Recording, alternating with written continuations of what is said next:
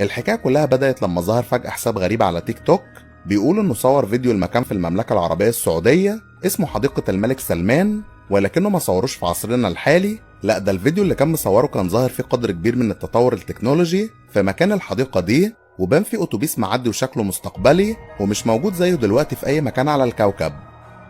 والمفاجأة بقى هي ان الشخص اللي منزل الفيديو ده كان كاتب عليه انه في الواقع مصوره في سنة 2027. طبعا زي ما انت متخيل ناس كتير ما صدقتش الكلام ده في الاول، واتهموا الشخص ده بالكذب وانه بيقول اي كلام علشان يلم مشاهدات وفلوس.